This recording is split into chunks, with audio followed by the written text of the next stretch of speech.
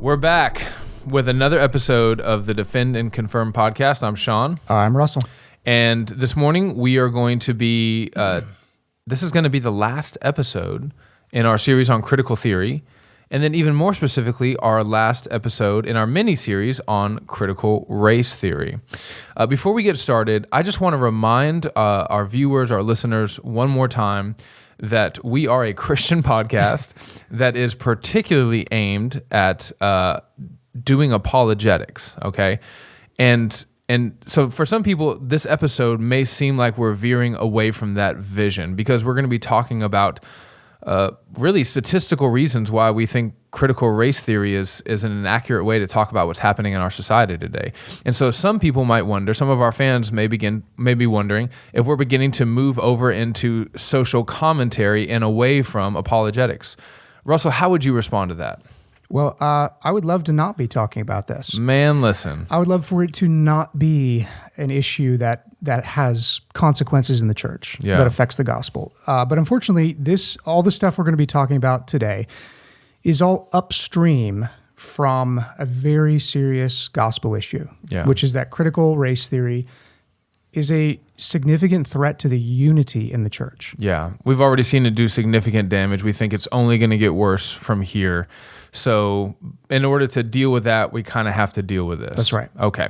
So a couple more introductory matters. Russell, over the last couple weeks, as I've been talking to people, reaching out to them, asking, hey, what have you thought about the critical race series that we've done? I think everyone has said, hey, it's good, but it's way over my head. and I think we would agree, right? Yeah. Oh, yeah. This is very heady stuff. It is. So our aim today is to try to put the cookies on the bottom shelf. We're going to be just talking about statistics, but even then we're going to be doing it in a way that I think is easy for people to really wrap their minds around. Yeah. And brother, that's particularly owing to you. You are so sharp. You do such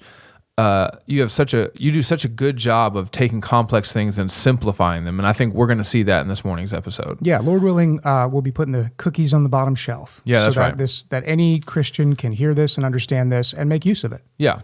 Also, let's talk about the reason why this is going to be the last episode on CRT.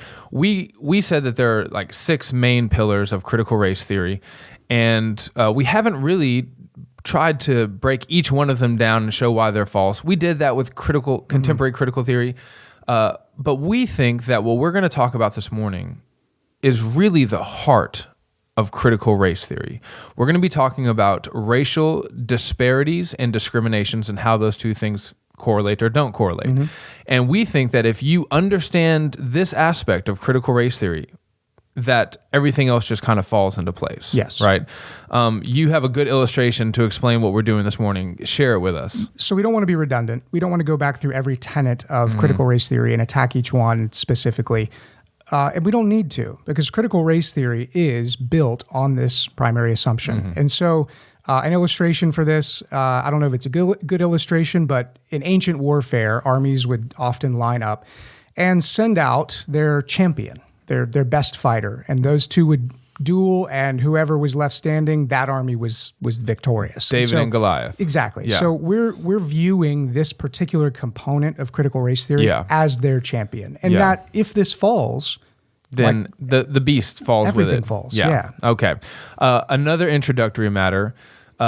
The question of whether or not we're qualified to do what we're about to spend an hour plus doing, right? Spoiler alert. Spoiler, we're not. Yeah. Okay. Even though, Russell, you worked in the corporate world, you did a lot of what we're going to do in this episode. You did it on behalf of an agency that shall not be named, a company that shall not be named, but you had great success. You won multi-million-dollar lawsuits. I mean, you were functionally a subject matter expert on things that you were not really a subject matter expert on. Right, dealing with published data and statistics. Yeah, that's right. But that should be encouraging. Yeah. Because I don't have any formal training in this. Yeah, that's right. And we think it's a logical fallacy to say that you have to have a PhD in data and analytics in order to just look at the information that's out there and come to a logical conclusion, right? And all we're going to be doing is basic reasoning. Yeah. It's a gift from God. We should use it. And interestingly, in the evangelical world, there's not a lot of people, even critics of critical race theory, talking about what we're going to be talking about today. They're dealing with it from a philosophical and theological perspective, but very few Christians are getting in there and going, hey, the numbers don't add up. Yeah. Okay. And then final disclaimer, final introductory matter. This is going to be a long episode. We don't want to break this down into 6 different mini episodes. We just hope that you have the mental tenacity to sit and really dedicate the time to listen to basically what's the equivalent of a sermon, right? Yeah. You should be doing this kind of thing every Sunday anyways, right? Yeah, and think of this like eating your vegetables. It's not going to be comfortable. Yeah. You may need to press pause and pick up tomorrow. Sure. But do you do that with your vegetables? Yes. Okay. I leave them out on the counter. Try again another day. Right. And this is important. Yeah. And there's really no way to do what we're going to be doing in this episode other than to get into the weeds and walk line by line through the kind of claims that CRT makes and just systematically go through each data point. This episode is kind of like some of those books in my library that I know I'm not going to read cover to cover. It's more like reference material. I'm going to come back to it and consult it. Probably not going to read it every word through and through. Okay, so those were the introductory matters. Now we have to offer some disclaimers, okay? Yeah. So disclaimer number 1, racial disparities are real, right? Yeah. So we could talk about all different kinds of statistics. Russell, just give us a couple of examples of racial disparities. There is a disproportionately high number of Black Americans in prison. Okay, I'll give you one now. White males are 77% more likely to commit suicide. Okay, than Black and Hispanic males. There you go. Give me another one. White Americans are far more likely to be pulled over and convicted of DUI than minority Americans. Asian Americans are 1,000 times more likely to enter into an Ivy League school. That number is not real, but it's basically true, okay? So we do believe in racial disparities. What this episode is going to be focusing on is whether or not anytime we see a racial disparity, it is necessarily, or I should say a negative racial disparity. That's right. It's necessarily the cause, it's been caused by racism. Yeah, and that's important because this is the foundational tenet of critical race theory. Anywhere that you see racial disparity, negative racial disparity, it has been caused by racial discrimination. That's right. Okay. So we want to say that's not true, but we do believe that racial disparities are true. That's right. And many of them are terrible. Yeah. We would think that they're awful things that need to be understood. Yeah, that's right. We would just disagree with the diagnosis. Amen. And then 2, we want to say that discrimination is real. I've experienced that as a Hispanic-looking man living in Alabama. You know, I grew up around all my friends were Black growing up. I've seen people be called horrendous names and experience terrible things. We do believe that discrimination is real. Yes. Anything you want to add to that? Yeah, I would just say you may have personally experienced racial discrimination and have some terrible memories of that. When you hear us say something about broad statistical disparities, please don't hear us saying that what you experienced didn't happen, right? Or that others haven't experienced similar things. There's just a very big difference between individual instances of discrimination and using discrimination as sort of a blanket to explain huge amounts of data. Yeah, true. We want to keep those two things separate. Yeah. Okay. So that's it for disclaimers. Let's dive in. Let's do it. First, let's establish that it is possible for racial disparities to exist for reasons other than racism. Right? Can you give us an example? Well, we just mentioned that whites are far more likely to be pulled over, arrested and convicted for DUI. Give us another example. There are far more Black music stars in our country than Japanese music stars. Also far more Black NBA stars, right? Okay. So simple answers like racism are easy answers, but they might not be accurate answers. That's right. They may be emotionally satisfying, which is odd in many ways. But in today's climate, it is emotionally satisfying. Yeah, and that's what we really look for is an easy answer that makes us feel good. What we don't want to do is really wrestle with other alternative answers that maybe don't make us feel as good. Yeah, and unfortunately that leads to a lot of misunderstandings and wrong answers. Yeah, that's right. And so I don't think anybody out there would argue that the reason that there are more whites arrested and convicted for DUI is because the police force is inherently racist against whites. Right. Sometimes. Yeah. So I think it's an easy beginning point for us all to agree that there is a possible explanation for that disparity that has nothing to do with racism. Yeah. And later in the episode, we're going to be talking about disparities that exist even within members of the same race, right, but who have different cultural backgrounds. And so if that's true, in that one example, just loosely hold the idea that it could be true in many examples, even some where you're certain you know why there's a racial disparity. Yeah. Because we want to look more carefully at this, and we want to look for the best explanations. Yeah, which leads us right into the next point. Given that it's possible for a disparity to exist that isn't the result of racism, we should look at each case of racial disparity, which is really hard to do, but it's necessary, each case of racial disparity individually and try to determine if there could be better explanations than racism in each of those instances. Yes. Right? So, Russell, riff on that for a little bit. Yeah, so better explanation is a little vague. Yeah. When we say better explanation, we're looking for something that in science and reasoning and logic, you would say an explanation that has the most explanatory power. Right. In other words, it's the explanation that accounts for all of the information you have available, not just a little piece of it. Right. We do this actually in theology. So the Trinity, for example. If you didn't have a Bible, all you had was the Old Testament, let's say, and you had Deuteronomy 6:4. O hear, O Israel, the Lord our God, the Lord is one. You're not going to take that one verse and arrive at your understanding of the triune God. Right. You have to look at all of Scripture, and you have to take every verse that implies the personhood of the Spirit. And the personhood and the deity of Christ and the oneness of God. And when you put those all together, you see that the Trinity is revealed. Yeah. And so we have to take that best explanation that accounts for the most data and use that, rather than what may be an emotionally satisfying answer for some people, which is that, well, the Bible says there's only one God, so Jesus must be a man. Yeah, or he must be a lesser, lower God. Or the whatever. Spirit is a force. And you see a lot of cults do that because that's their tradition, and yet it's not a powerful explanation if you take into account all of what Scripture says. Yeah, it's an easy, simplistic answer, but it's not the correct answer. That's right. Okay. We do this in medicine too. Yeah, I mean, I remember when I was training to be a paramedic, we had to take our exams, and those exams, even at the low level of paramedic, were extremely difficult because you would be given a scenario, and you would be given all this, background health information and all that stuff, and then you had to choose between 4 answers, and 3 of them were pretty close to right. So you've got a patient with a bunch of symptoms. Right.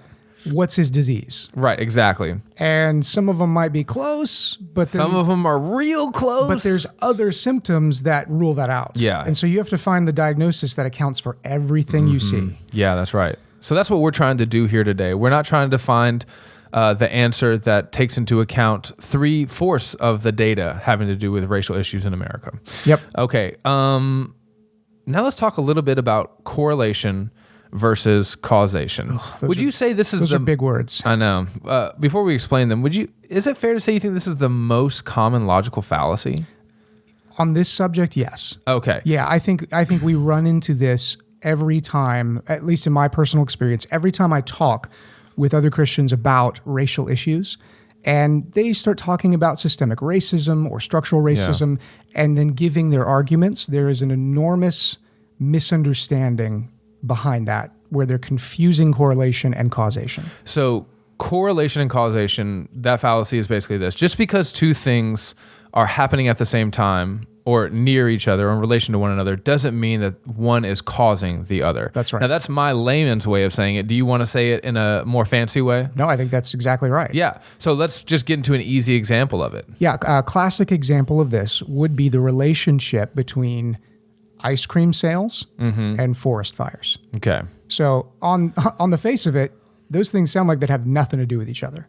And they don't. And they don't. But if you actually look at the data over a period of time for ice cream sales, and you look at that same period of time and look at the amount of forest fires that our country has had, you will find that every time ice cream sales go up, forest fires go up right along with it. Yeah. Every time ice cream sales go down, forest fires go down right along with ice cream sales. Correlation. Well, yes. Yeah. But what if somebody was out there making a very impassioned argument that ice cream sales were causing forest fires. And if you really care about the environment, you need to stop eating ice cream, Sean DeMars. Shut down Bluebell. Wait, why you say? I don't eat Ben and Jerry's every night. So, well, how do you respond to that? Yeah, what you try to do is you try to show this very passionate person who's, cares about something that's good, that correlation doesn't equal causation. You try to show them that there's in fact no causal effect between ice cream sales. Yes. And then so how would you explain that to them? It can be hard to do. Yeah. So the easiest thing to do to try and determine is this causal is look for exceptions. Look for examples or counterpoints where suddenly this relationship gets broken, where suddenly there's a difference between ice cream sales and forest fires that couldn't be explained if one was causing the other. So let's imagine you start looking through the history of ice cream sales in California and you find out that there was a 2-month period where there was an ice cream shortage. And during this 2-month period, forest fires were higher than they'd ever been. Well, now you have a counterpoint. You have something that particular explanation, that ice cream causes fire, is not able to explain. And when you see that, it's a huge red flag warning light that there is no causal explanation here, and you need to look for a third explanation. And in this case, it's heat. Temperature. Yeah, exactly. So if you have temperature go up, people want more ice cream. It's hot they out. do. If you have temperature go up, there's typically a much higher chance of a forest fire because it's dry and crisp and ready to burn. Yeah. So it's through finding counterexamples that don't line up with the narrative that you can disprove anybody trying to say that there's a cause and effect relationship where it's actually just a correlation. And it can't just be a one-off counterexample. It has to be something significant. That's right. That's lethal to the narrative. Right. Something that would really, really throw a wrench in the explanation. Now, we're talking about this because that's essentially what we're going to try to do this morning. We're going to try to say, hey, here's the prevailing narrative. Here's the correlation and causation narrative. But look at these counterexamples. And if you look at them, well, then that means that this can't be true. That's right. Right? Okay. And now, brother, take it away. Well, we're going to run into a hurdle right out of the gates here. If you listen to our last episode, sorry to tell you, when we talked about the history of racial relations in the United States and the disparities we see in the black community, we talked about a particular individual, Patrick Moynihan, and his observations in the late 60s that pointed to something other than racism as the culprit behind these growing disparities. Particularly cultural factors. He said, look, he actually used the phrase, it's a tangle of pathology, where you have this mix of fatherlessness and poverty, and fatherlessness leading to children who are undisciplined and lack ambition and lack self-restraint, who commit crimes, who don't get good jobs, who have their own children out of wedlock. And this cycle just continues to just burden the black community, and it's only going to get worse. And so in pointing to these sort of cultural phenomena, he was immediately accused of racism. Yeah, of a particular kind of racism, which we now call cultural racism. That's right. Yeah. And so CRT opponents will say, if you talk like this, if you say that there's something within the black community that's causing these disparities rather than from without racism, then you're a racist. It's just cultural racism is just a new form of the old racism that says I'm genetically superior to you because of my white skin. So as one author puts it, if skin color is irrelevant to outcomes, as it would be in a racially equal world, then the choices of individuals with different skin colors should have nothing to do with their relative outcomes. So he goes on to say that basically, if everybody's equal, then the world should be full of an equal number of scoundrels, geniuses, slackers, hard workers, criminals, CEOs, saints, and sinners for every racial group. Yeah, so every racial group should basically look exactly the same if you were to line up their moral virtues and their defects. That's right. Right. And so he says that if you disagree with this, then you're basically saying that there's something inferior about being black that makes them have these cultural defects, and therefore you're racist. Right.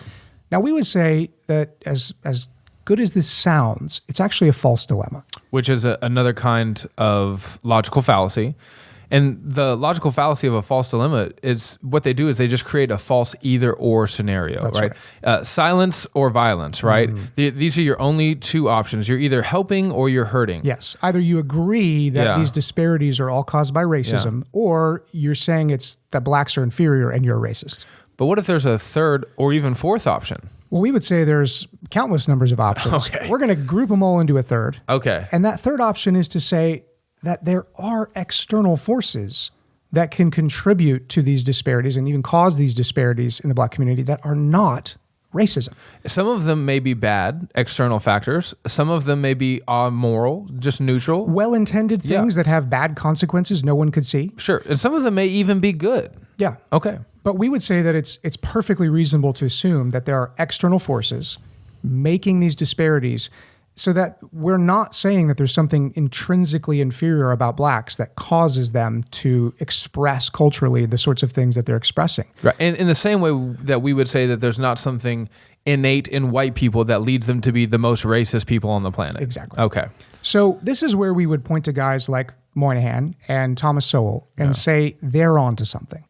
Both pointed to the epidemic of fatherlessness, which was incentivized through the mid-20th century by misguided, well-intended, but very misguided welfare policies, and that these have been a central factor in leading to the disparities that we see today and the cultural degradation that we see in Black communities today.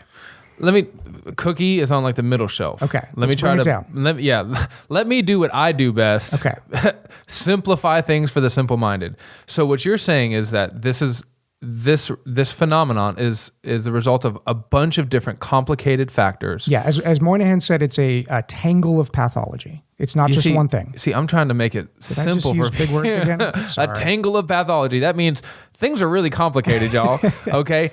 And as complicated as that is, it's only been made worse by people who have been trying to help. That's right, yeah. Okay. So now that we recognize this as a false dilemma, and we're opening the door to this third option, that there are external forces at work here that are far more complex than just saying racism. Right. We want to look at some of the major areas that we see racial disparities in our country. Okay. These are going to be the examples that almost always come up right at the front of discussions about this when people are arguing that systemic racism is real. Okay. And we just want to look at the data just like we would with ice cream and forest fires and say, is that a causal relationship? Is this a good theory? Or is there other data that would make us question this theory? And could we offer a better explanation with our third option? So we're about to get into the weeds. Here we go. All the engineers are so excited about what's to come. So the first area we're going to look at is the criminal justice system. Yeah. So I'll just read a quote to you from the Equal Justice Initiative from, I think, spearheaded by Brian Stevenson, the author of Just Mercy. That's right. A great book in many ways. Yes. But listen to the way that he talks about Blacks and the criminal justice system in America. And he's going to be particularly responding to incarceration rates. Okay. So disparities where you see far more Black Americans in prisons than white. Okay. Black men are nearly 6 times more likely to be incarcerated than white men. These racial disparities are rooted, we have racial disparities, right? Remember, are rooted in a narrative of racial difference, the belief that Black people were inferior that was created to justify the enslavement of Blacks. So according to this statement from the Equal Justice Initiative, there's no way that this disparity in incarceration amongst Blacks could be caused by anything other than racism. That's right. Now, does that make the most sense when we look at all of the data that we have available? We want to argue it doesn't. Okay. Now, we want to break this down into 2 categories just to make it a little clearer. When you're in prison, the assumption is you committed a crime. Right. But there's all kinds of different types of crimes. Let's break this up into violent crime and nonviolent crime. That's helpful. Yeah. Here's why I want to break it up into violent crime first and focus on this primarily for the first section here. That's because violent crime is the reason most people are in prison. So if you look at data for prisoners between 1980 and 1990, which was the period of time in our country which saw the greatest prison growth for people who are incarcerated, 36% of the growth in state prisons, and state prisons are where most prisoners are. Right. And so 36% of the growth was from violent crimes. So compare this with 33% for drug crimes. Yeah. And you can see that violent crime is outpacing that by a couple percentage points. Okay. Since then, drug offenders have played an even smaller role in state prison expansion. So from 1990 to 2000, another 10-year period, violent offenders accounted for 53% of the census increase. And all of the increase from 1999 to 2004. So violent criminals have accounted for nearly all the growth in the prison population, and they make up the majority of prisoners in our prison system. Interesting. Now, it's not to say that there aren't a huge number of people in prison for other types of crimes. Sure, yeah. But violent crime is the majority. Okay. Now, what CRT advocates often fail to note or avoid talking about is that black men commit a disproportionate amount of violent crime. That's key. That's a key fact, is that if you look at this segment of the population, black American men, disproportionately, they commit a huge amount of the violent crimes that we see in our country. Let's look at some numbers. Yep. Okay, and this is from the Justice Department, not from Russell's blog. Not from Russell Googling Morgan County, Alabama statistics. According to the Justice Department, blacks commit homicide at 8 times the rate of whites and Hispanics combined. Mm-hmm. In the 75 largest counties of the United States, which is where most of the population resides. Think LA County. Right. Huge county, Yeah. tons of people. That's right. Blacks commit over 50% of all violent crimes, though they're 15% of the population in those counties. These crime disparities are repeated in every large American city. That's a huge piece of data. Yeah. I mean, that disparity is enormous. Mm-hmm. So if we're talking about racial disparities, we can't just look at the disparity of blacks in prison versus other ethnicities. We have to look at the crime rate as well. Yeah. And what we see is that black Americans commit a disproportionate amount of violent crime. So this brings us to a question. We started with one disparity, that there are far more blacks in prison than there should be, looking at their percentage of the population. Yeah. How many blacks are in America? Not many. How many blacks are in prison? A lot. Yeah. But if we just stop there, we don't have all the data. Yeah. If we also look at the rates with which the black community is committing violent crime, well, it actually seems that reflects, that the prison population Yeah. is reflecting real crimes. It has more explanatory power. Yeah, so it makes you wonder, wouldn't we expect to see more black Americans in prison if black Americans are committing violent crimes at such disproportional rates? Yeah. Possible critical race theory objection number 1. Violent crime rates among blacks is the result of economic inequality, so poverty, which is the result of racism. Yeah. Racism, downstream from that, poverty, which is always going to produce violence. Right. So this is just another way of kind of refocusing the statistics back to the narrative that it's all racism. So yes, okay, we do see that black Americans are committing a disproportionate amount of violent crime. However, the reason for that is also racism. And it's racism that comes through socioeconomic disparity. Okay. If you're poor, you commit more crime. Yeah. So Is that true? well, we're going to get to that. Let's take this and the second response, and we'll walk through both of them in order. Okay. Second objection. This is just the result of the trauma of slavery and segregation on the collective psyche of the African American community. Yeah, this is another response that you can sometimes hear in these discussions. It's not as polished as the first one. Okay. It's really just it's saying that, what do you expect? Given our country's history of racism and segregation and Jim Crow, wouldn't Yeah. you expect black Americans to be angry and to be, not have the same sort of self-control and commit violent crimes as a result of the Yeah. trauma they've experienced? Okay. We're going to go through both of these. Let's start with this idea that socioeconomics, poverty, leads to crime.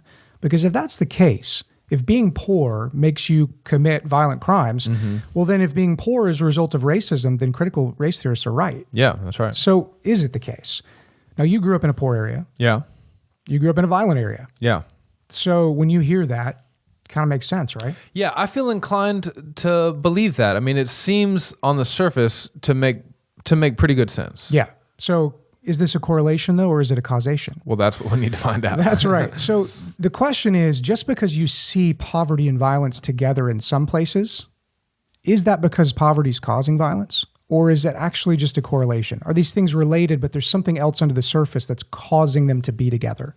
And the way to find that out is just like with ice cream and forest fires, look for a counterexample. Okay. And it just so happens that there is tons of counterexample data to say that this is actually just a correlation. Well, since we don't have time for tons of counterexamples, give us like one or two. I'm going to give you a little bit of tons. Okay. So counterpoint number 1. Okay. In the late 1960s, our country experienced the greatest increase in violent crime that our nation has ever seen. And it happened when we had a very strong economy with about a 4% unemployment rate. And contrast that with modern times, the recession of 2008. Yeah. Stock market crashed, terrible unemployment rates. Things were not good economically. violent crime plummeted during that same period. So that's sort of big picture data. Yeah. That just doesn't match up with this theory.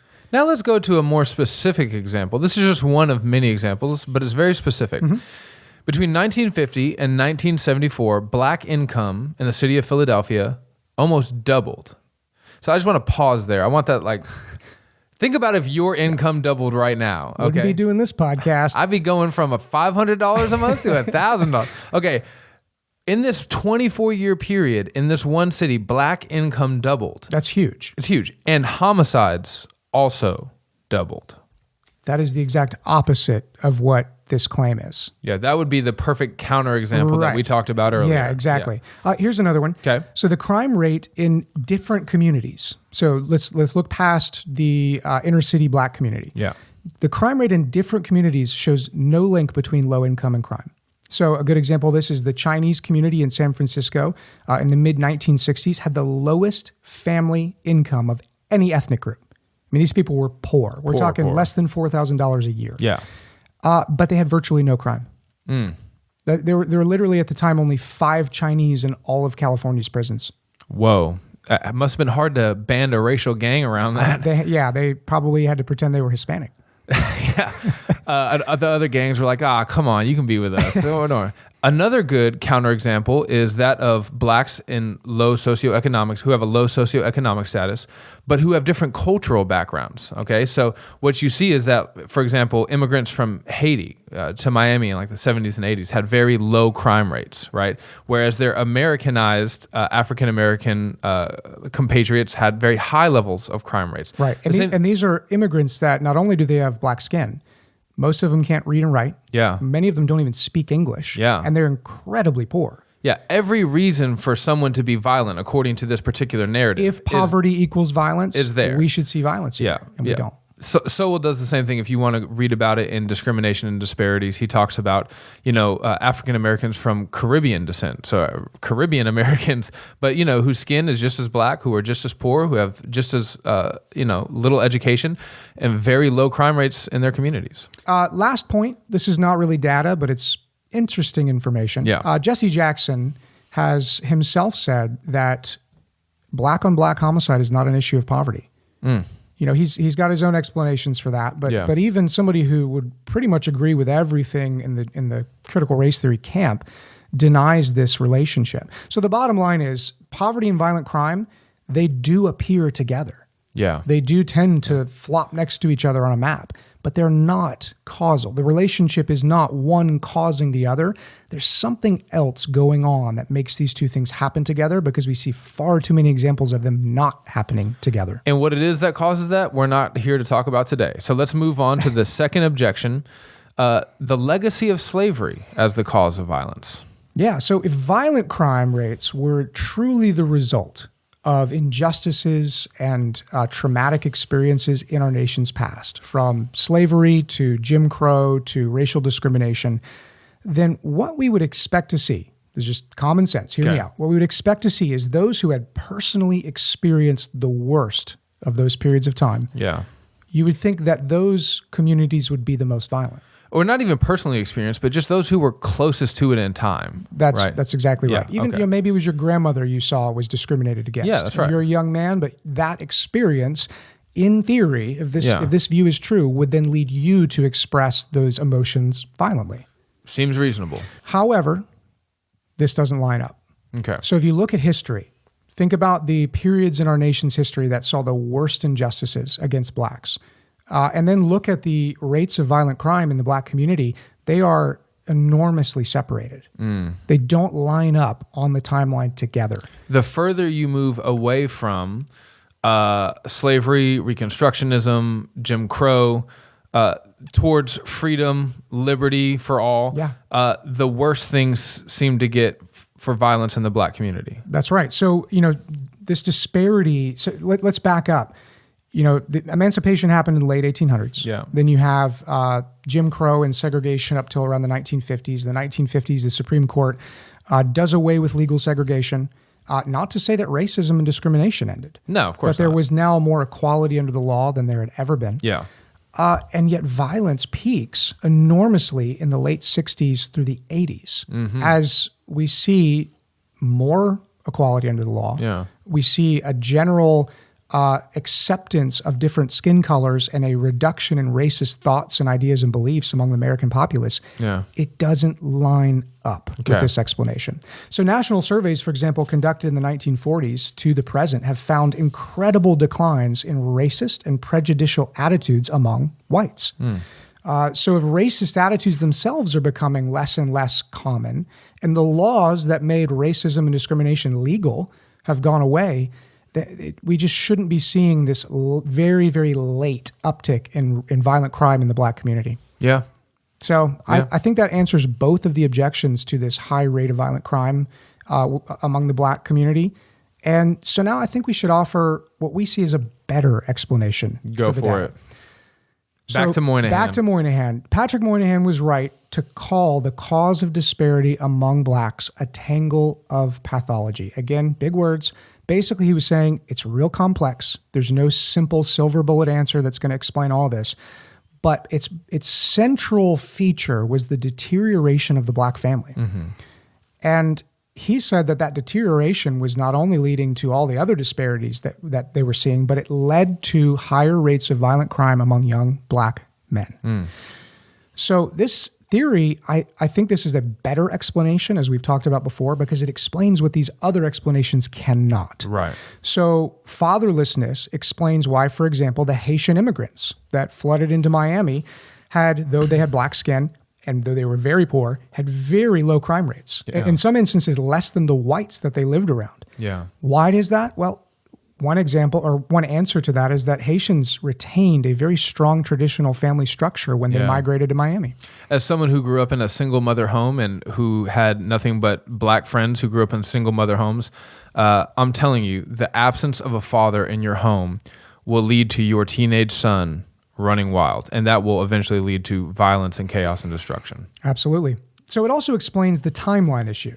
So Okay. if we're going to say that it's slavery and injustice and segregation that causes these violent attitudes, why are we seeing it decades after all these things Okay. have been done away with? And why are we seeing it when the general attitude in the white population is less and less racist?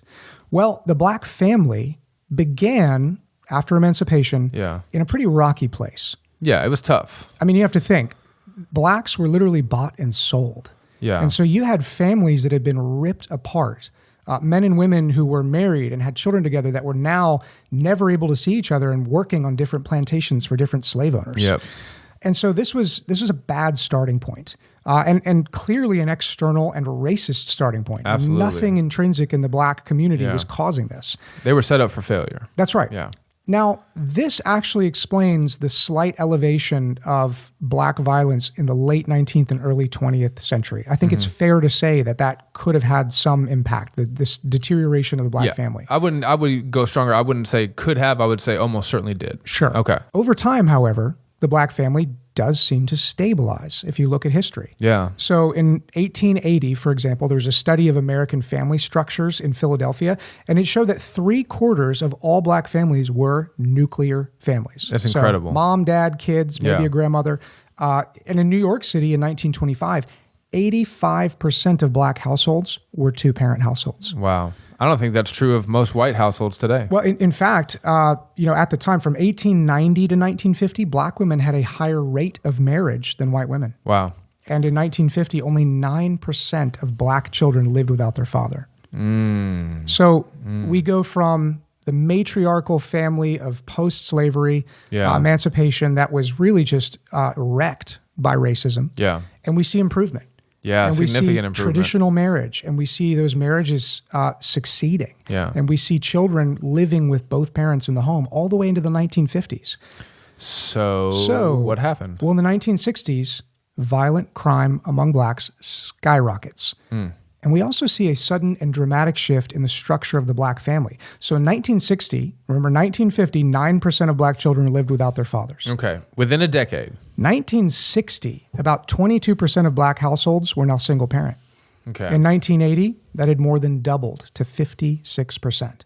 By 2000, 70% of all Black children were being born into single parent families. And that's because racism was getting worse. Well, yeah, so that's one way to explain it. Okay. So if you're committed to the narrative that racism is behind every racial disparity, then that you have to take that answer. Yeah. Even when historical data shows that not only do blacks during this period have more legal freedom than they ever have had in the United States, but also general trends and attitudes about race and racism in the United States are getting better and better among whites. Not perfect, but trending in the right direction. Trending in the right direction. So this is a direct contradiction to the claim that this is the result of racism. So what could it have been then? What causes this significant downgrade in the African-American family? Well, as you know, we've already talked about the family is deteriorating. We'll talk a little bit about why that is in a second, but let's stick to violent crime for a minute. Okay. Because fatherlessness turns out to be a significant risk factor for violent crime and incarceration. Yeah. So born without a dad in the home,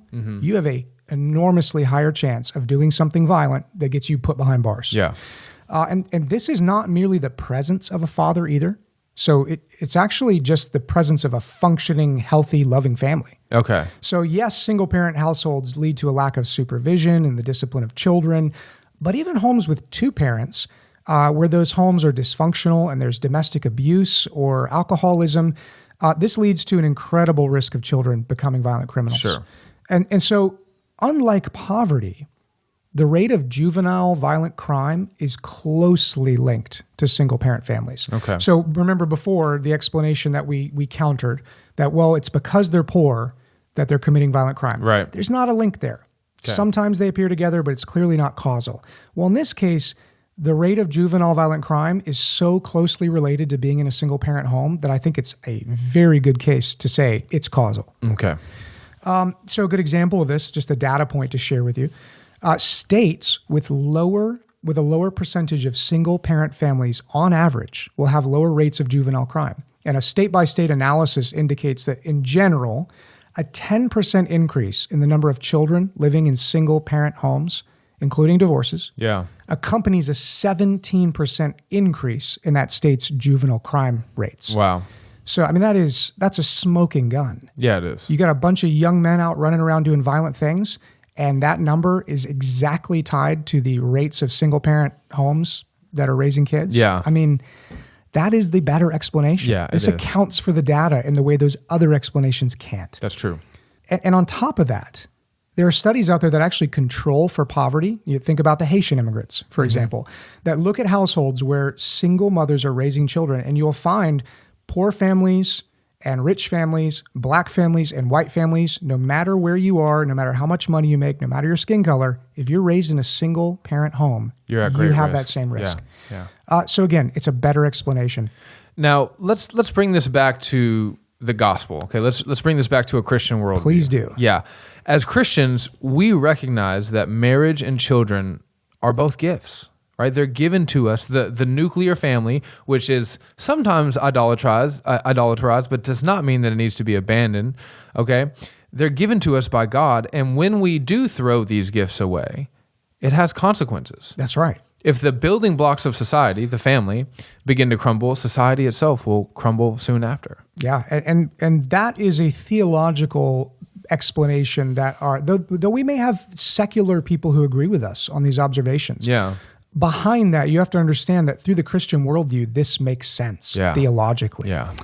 So, Sean, are we just saying with all of this that black people are just unable to maintain stable families, that there's just something wrong? Just something innate with them because of their blackness?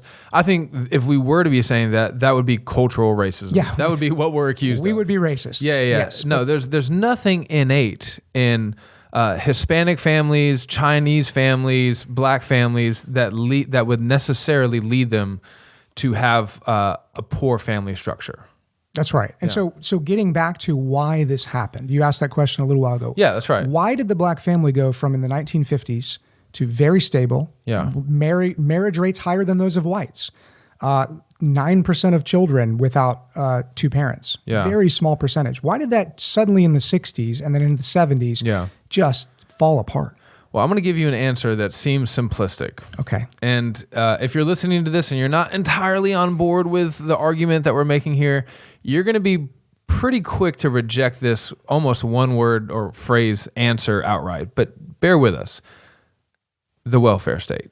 Now, hold on. Okay, I'm holding. Welfare is a good thing, right? It helps people.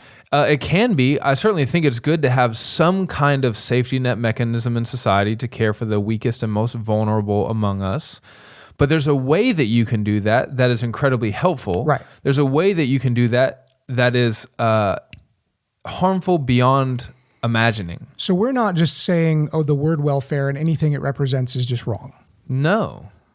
We're saying we're saying that the unintended consequences of poorly thought out welfare policies. That's right. Yeah, have done a tremendous amount of damage. I think Thomas Sowell, and I don't know if you have this later in your notes, but if you do, I'll just steal your thunder. He says it better than anyone. He says, how is it that the black family was able to survive slavery and Reconstruction and Jim Crow South? How was the black family able to survive that and then die at the hands of the American welfare system? Well, yeah, That's what we're going to explore. As Sowell has pointed out, a vastly expanded welfare state in the 1960s destroyed the black family. Okay, are you going to explain that? Oh, yeah, I plan to. Okay. Are you ready? I'm ready. So we think Sowell was right. Okay. A vastly expanded welfare state in the 1960s destroyed the black family. Okay. And that timing lines up perfectly with the historical trend in violent crime and socioeconomic disparity, all the disparities that we see in the black community. So, just to back up a little bit, remember in 1950, 9% of black children lived in single-parent families. Okay. In 1960, before the expansion of the welfare state, it was a little worse. It was at 22%. And then that number just skyrockets. It doubles in 10 years. And now we see higher than 75% of black children born in single-parent homes. Yeah. Well, cash welfare, that's not a new thing. It wasn't even a new thing in the 1960s. Cash welfare existed in some form or another since at least the 1930s. Some welfare expansion did take place under the Kennedy administration, but it was President Johnson's Great Society program in 1964 that substantially increased the benefits of welfare and also took the control of the welfare system and made it primarily the responsibility of the federal government. Okay. So one historian from Harvard who's looked at this, his name is Paul Peterson, he points out that many of these programs actively discouraged marriage because welfare assistance went to mothers so long as no male was living in the household. So, economists know that everything is incentive-based. That's right. So if you say, if there's a male in this household, you won't get this money, what will that incentivize the mother to do? Right. Well, I mean, they literally, so this is a quote. Okay. Welfare assistance went to mothers so long as no male was boarding in the household. Marriage to an employed male, even one earning the minimum wage, placed at risk a mother's economic well-being. So the idea here was, if there's a man in the household, well, you'll do okay. Yeah. It's interesting that even back then, the people who are putting these policies in place recognize the benefit of having a father in the home. Absolutely. For socioeconomic reasons. Yeah. And so they would actually audit homes of women who accepted these welfare benefits. Yeah. They'd come by and make sure there was no man living there. Yeah. So they were incentivizing single parent homes. These benefits were extremely generous. So let's give you an idea of what this incentive looked like. Okay. According to Peterson, it is estimated that a 1975 household, the head of the household, the woman who is receiving these benefits, would have earned $20,000 a year. Russell, you can't live on $20,000 a year. You ever watch old TV shows like Leave It to Beaver? No. Okay. The beaver will go to the candy shop and Yeah. he'll buy like a huge bag of candy for 5 cents. Oh, yeah. Inflation. Okay. So in today's dollars, that was $90,000 a year. Wow.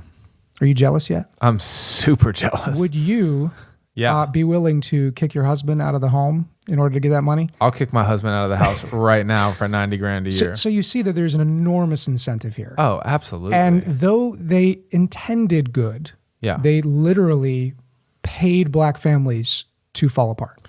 This is just so reminiscent of so many different philosophies that intend to do good for the least among us that actually end up doing them in the long run the most harm. Yeah. The unintended consequences of well-intended laws are sometimes just awful. If just a side note, if anyone's interested in reading more about the welfare state and how it developed in America into the beast that it is today, Marvin Olasky has a book called The Tragedy of American Compassion, wherein he details how America went from community-based care for those who were needy to governmental based and the really negative effects of that. So, were you trying to say deleterious? Man, I was, but I just didn't have the confidence in the moment. You saved the day. So this explanation, from my perspective, makes a lot of sense. Yeah. It matches the historical timeline. It makes sense of all the data rather than just a piece of it. Yeah. So why is it that the guys back in the 60s and 70s who were writing about this, why are we not hearing more about this? Well, basically because they were ignored. They were completely ignored. Yeah. So guys like Moynihan were just shouted down as being racist. Thomas Sowell was ignored. And what you have is instead, during this time period, scholars who are heavily influenced by a non-Christian, feminist, secular worldview. Basically, they invented like a fantasy family. They had this... like Sims. Yeah, that's right. They had this healthy poor man's Brady Bunch kind of family in their minds. And basically, it was taboo to speak of any sort of... perceived benefit of having a father in the home. That's exactly right. Thank you. So even the Children's Defense Fund, which is a huge fund that gives money to poor kids, they actually imposed a gag rule on the role of fatherlessness in the plight of black children. So you were literally not allowed to work for them or partner with them if you talked about the family as part of the problem. So what we're seeing is it's a problem of timing. It's a problem of misguided policies and unintended consequences. And this became significantly worse over the decades as in academic circles and sociological circles, the correct answer to the question was categorically off limits. Yeah, it's not even within the realm of discussion. That's right. Don't bring it up. Yep. You're a heretic. And as we've mentioned before, Divided by Faith, it's a very popular book in evangelical circles, tries to deal with some of these questions about racial disparities. Doesn't mention the family once. Yeah. So that's a disparity that we need to talk about. Yeah. So let's move on. Okay. We're still in the criminal justice system. But now we're going to move away from violent crimes into non-violent crimes. So make it simple. Yeah, there's a lot that we could talk about here, but we're going to talk about the single issue that is brought up every time you talk about nonviolent crimes in the black community and incarceration rates, which is crack laws. Yep. Yeah. So the crack laws are sort of the shining example of systemic racism as held up by the CRT side of this. Let's explain what the crack laws are for those of us who have not been imprisoned because of them or who just aren't familiar. These laws enacted mandatory minimum sentences for crack cocaine, a drug largely sold and used by African Americans. Okay. Cocaine itself, is chemically the same thing as crack. You know a lot about this. I can tell you a little bit about how to cook it. I just watched Dave Chappelle. That's right. Crack is just coke that's been cooked with baking soda to turn it into a rock form, so you can smoke it and have a different experience of a high. But cocaine, very expensive drug. Yeah, just because you can consume so much of it. So crack is just cocaine with filler. Gotcha. So, and it has a different effect when you smoke it. But basically, rich white people, super easy to use tons and tons of cocaine. It's like a party drug. Yeah, poor black people, very different experience. That's right. Okay. So as the result of these laws, there was a significant increase in drug-related convictions for black Americans. So here we have an example of systemic racism. Yeah, here's a statistic. In 1986, before the enactment of federal mandatory minimum sentencing for crack cocaine offenses, the average federal drug sentence for African Americans was 11% higher than for whites. Okay, so it's higher. It's higher. There's a disparity there. Yeah. But 4 years later, the average federal drug sentence for African Americans was 49% higher. That's a lot higher. That is a lot of black Americans in prison for a really long time. Because of these crack laws. Because of this particular type of this drug. Yeah. And so CRT advocates will point to this as a prime example of white lawmakers using, ostensibly colorblind laws. Because the law says nothing It's not about being black. It says nothing about skin color. It's just about crack. But if you look at the usage patterns of these drugs, crack was sort of like a black drug and cocaine was sort of a white drug. And the claim is that this sort of nefarious racist conspiracy came together to make a law that would put black men in prison. Okay. Michelle Alexander, she's the author of the best-selling book, The New Jim Crow. Okay. The best-selling of all time? All time. Okay. I think there's even a Netflix series of that title or on that subject. I think it's called 13th. That's right. Yes, 13th. Anyway, she's made public comments in which she portrays the drug war as as a creation of white politicians deliberately targeting black Americans in the same way that the Jim Crow laws of the past targeted specifically black Americans in very racist ways. Okay. And this is why the ACLU can run headlines calling the drug war the new Jim Crow. Okay. So this is, if you've had any interaction with people who are concerned about systemic racism, this is like item number one on the agenda. I remember you having a conversation with a brother, and you asked him for examples of systemic racism, and he kind of kept coming up empty. And then finally, he hit you with the, "I've got it. Yeah, I gotcha. This is it. Crack laws. That's it. Okay. Now, disclaimer: Yeah. we don't support these laws. Yeah. I mean, we're not saying that these laws are good, Right. just because we disagree with the conclusions that CRT advocates come to. Yeah, that's right. We're not like, keep the crack laws. I think there's enough evidence that they've not done what they were intended to do, Sure. that there's probably much wiser ways to deal with drug use and the effects of crack in cities. Yeah. However, There is an enormous elephant in the room here that we need to address, which is that while CRT advocates are right, that there is a real disparity here, and there are far more blacks in prison for far longer sentences because of the crack laws. These laws were not a nefarious white plot. What? Are you sure? I am very sure. Yeah, so Okay. let's start off first. Where did these laws come from? Well, the violence surrounding the sale and distribution of crack cocaine was the principal motive behind the laws. And as someone who has grown up in a crack cocaine riddled neighborhood, I can tell you it's bad. It's not a party drug. People who are trying to live in these communities at peace and just do their life, take their kids to school, not worry about somebody breaking in the middle of the night. When crack takes over a neighborhood, what you do is you go, somebody better figure something out. That's right. Police officers better get tough. Yeah. Politicians better put laws in place. We can't live like this. Yeah, and so that makes sense when you look at the effect that a drug like that has on the violent crime in a community. Yeah, that's right. And you might hear this and say, well, why don't you do that for other drugs? Why isn't our country coming down hard on other drugs that cause violent crime? Well, we do. Look at meth laws. Yeah. I mean, meth has the same sort of mandatory minimum sentencing for the same reason. But crack was the first hard drug that we really had to deal with to this extent. So. Yeah. Second counterpoint, the thrust for these laws, the promotion of these laws, and the championing of them all came from black political leaders throughout the late 70s and 80s. Yeah.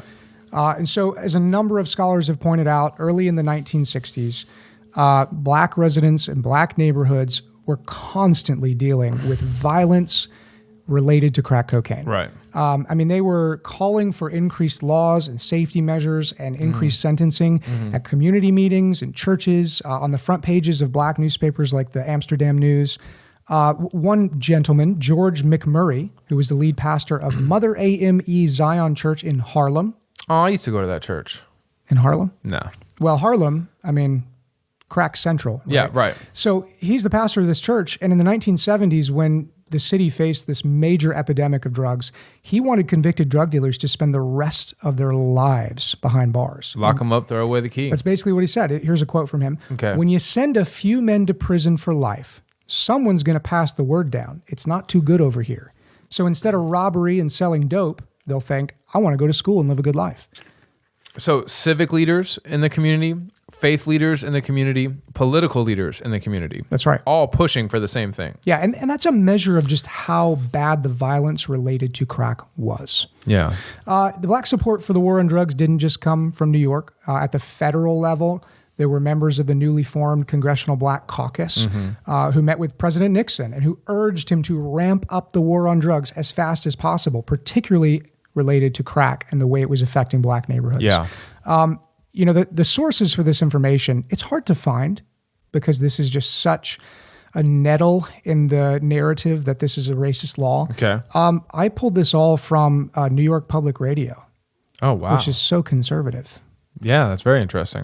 So Charlie Rangel, who was a U.S. representative for the New York area from like 1970 to 2017, long career. Wow. He initiated the federal response to the crack epidemic. White guy, Charles Rangel. Black guy. Black guy, Charles Rangel. He's part of the Black Congressional Caucus. Man, okay, keep going. You need to read a newspaper. I guess I do.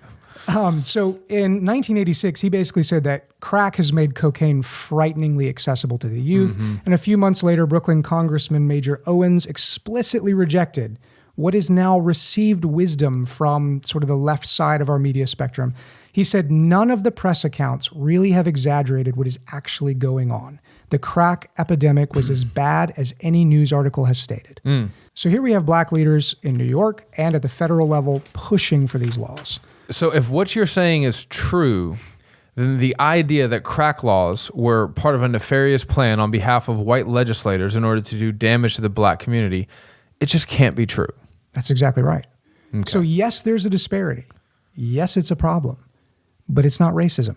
Yeah. Once again, we find a third explanation. Yeah, and maybe the most surprising explanation that it actually came from largely the black community itself. That's right. And again, I've talked to a number of people who use this as their smoking gun for proving that systemic racism is the biggest problem in America. And none of them are aware of this information. Yeah. None of them know the actual origin of these laws. So were they effective? Were they wise? Well, we could discuss that, but were they racist? You can't really make that argument. So this has been a very long episode. I think it's been a very helpful episode. I hope that you benefit from it, our listeners, viewers. But we're not done. What are we going to be talking about in part 2? So we're going to finish up discussing these examples of racial disparity in the criminal justice system. We're going to talk about police shootings, police violence. And from there, we're going to move into socioeconomic disparities. We're going to talk about the wealth gap. We're going to talk about inherited wealth and look at some of the different disparities that economically have been attributed to racism in our country. Yeah. So before we wrap up, Russell, I just want to make sure that we don't give anyone the opportunity to be uncharitable in their interpretations of what we're saying in this episode. We are not saying that racism, either in the past or in some way in the present, has had no impact on the black community. Oh, absolutely not. Yeah, that's not what we're saying. We are not saying that any racial disparity is purely and always the result of things external to racism. We're just saying that the primary emphasis that people are placing on racism as an explanatory cause is misguided and inaccurate. It's far too simple. It does not match the data that we see, and as emotionally satisfying as it is, even for Christians who are ready and willing to admit sin in their own hearts and recognize sin within systems. It's still not a good explanation of the facts. If you don't understand the nature of the problem, you are not going to be able to offer meaningful solutions. So if you really and truly care about negative racial disparities in our country, it's really important that you pay close attention and try to keep an open mind with to these arguments that we're making, because if we're right and you're wrong, the way that you're going to go about trying to fix these issues is going to be disastrous. It's going to be a replay of what happened in the 1960s, which actually made everything worse. And so we genuinely care about our country. We care about the disparities that we see in the black community. We want to see repair in the black family. We want to see those disparities shrink and disappear. But we want to be really careful in diagnosing why they're there to begin with. Yeah. Well, I think that's all there is for today. Signing off, I'm Sean. I'm Russell, and get ready for round 2. Round 2. Bye. Bye.